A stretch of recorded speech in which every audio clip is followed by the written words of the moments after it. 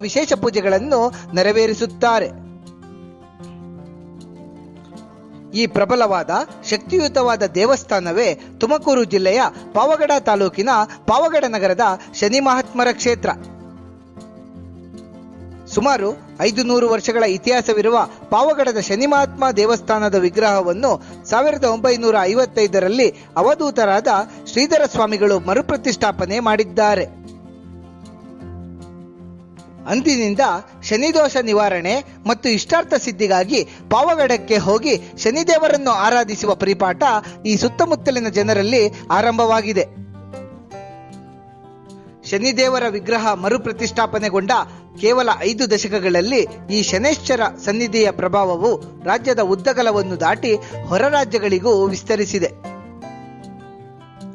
ಜನಸಾಮಾನ್ಯರು, ರಾಜಕಾರಣಿಗಳು, ಸಿನಿಮಾ ತಾರೆಯರು, ಉದ್ಯಮಿಗಳು ಹೀಗೆ